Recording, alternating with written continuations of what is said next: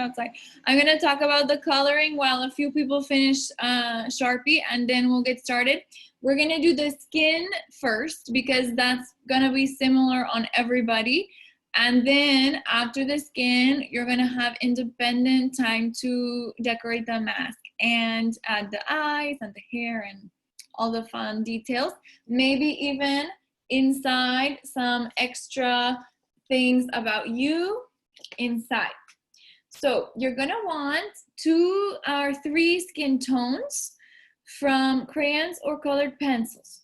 For example, like peach and a brown, or maybe from colored pencils, a light brown and a dark brown, or a peach and a couple of browns. So everyone show me that you have a couple of different skin tones. Hold it up. Those of you who are ready to color, let's see. Yes, Jacobo, good. You've got several skin tones from colored pencils. Those are skin tones. It depends, you know, because there are many skin tones, but it's probably like brown or peach or different colors. Yes, like Leo has.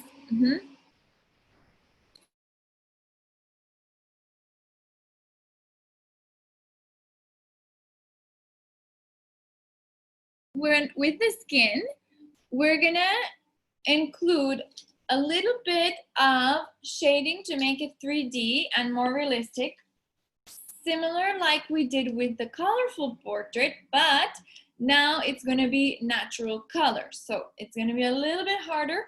We're gonna be a little bit careful that we don't put too much shadows or it will look not so nice. So to avoid too much shadows, we're gonna start with the light color.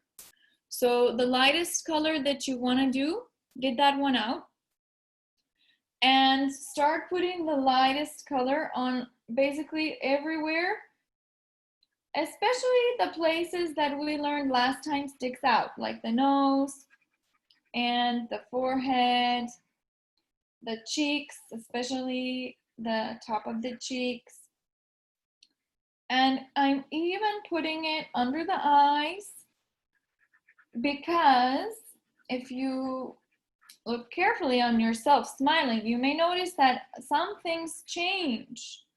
Not only with how we draw it, but some things change with how we color it when it's smiling. So first of all, it's going to take a little bit of time to just get everything kind of started coloring with the light color. Even the neck, part of the neck is going to be light. Even the ears, don't forget the ears. And there is a little bit of skin tone that's gonna show on the outside when you fold it. So if you finish coloring the light color of the face inside, so fold it and do the part around the mask, obviously not on the mask, of the outside.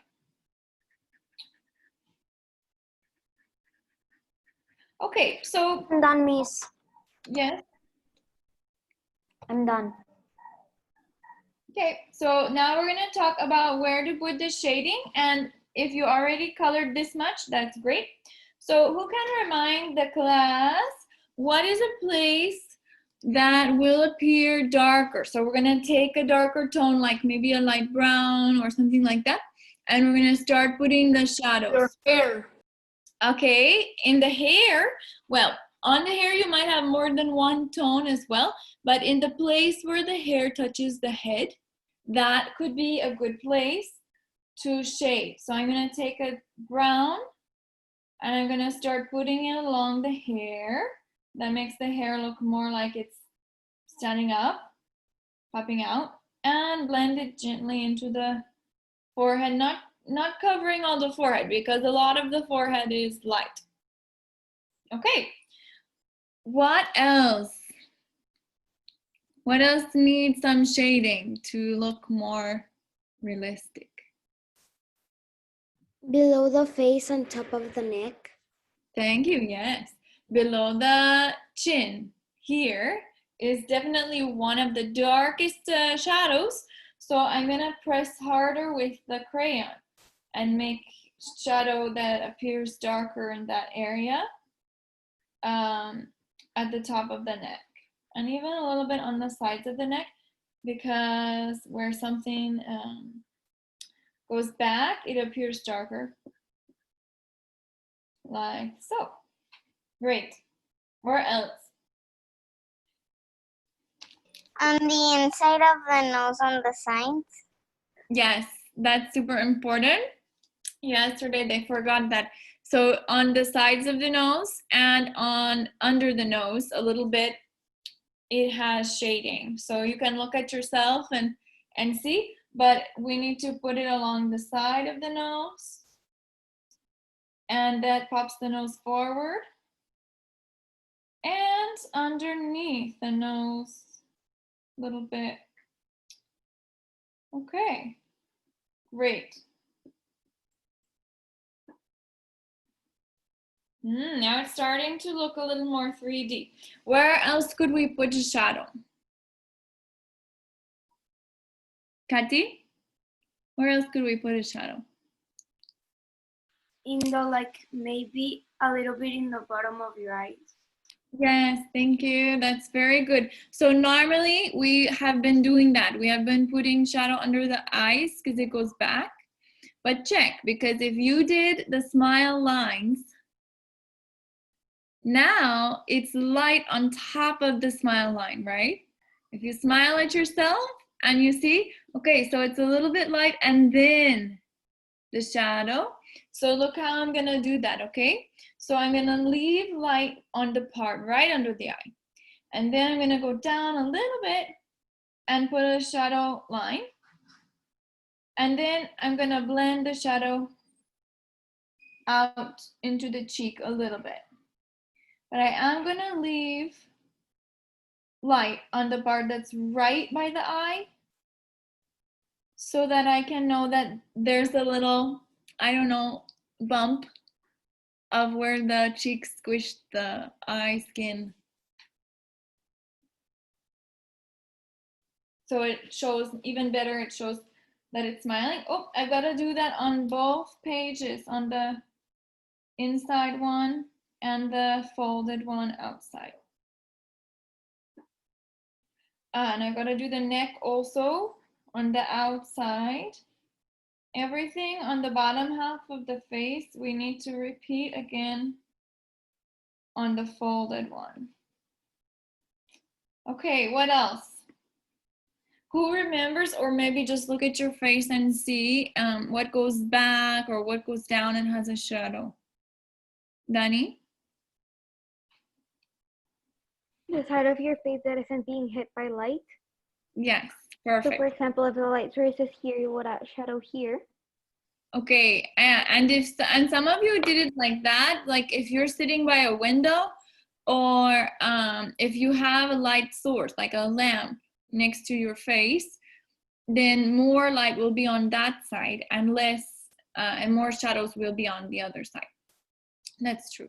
But we still have in general, like for example, if you have your nose, to pop out your nose, you have to put some shadow on both sides of the nose, even if you're in the sun. What else? Where could usually a shadow? What do you think? Below the mouth. Okay, in the mouth. If you have, well, don't color the teeth, but if you have other area, yes. And under the mouth, under the lip, before the chin, or maybe on the sides of the chin, it could be a good place to put some shading. So that will help the mouth look more 3D, and the chin. I'm gonna put it there. Don't have to do it on the other page, on the folded one, because it's covered by the mask.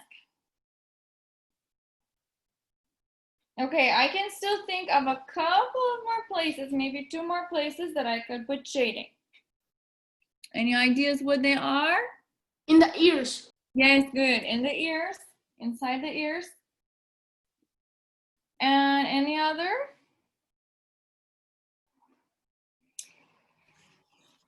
Anything that goes back. It's not something that catches as much light, like the forehead or the cheeks. Where are those? Eugenio? A bit like under the hair. Yes, good. That was one of the first ones, yes. The hair, maybe. Mm-hmm. Like the hair Eyelashes. behind the ears. Yes, the hair that's back or the hair that's down here. It's more dark compared to the hair that's in the top catching light. Please, can I turn off my camera to take the photo of the painting? Okay, yeah.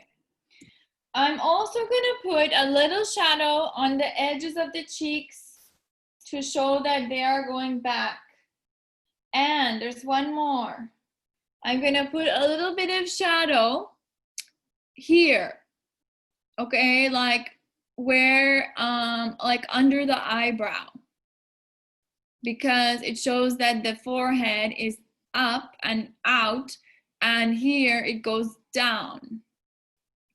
So you can go ahead and put, even also draw an eyelid with a little line and put a little shading here maybe. Under the eyebrow, next to the nose.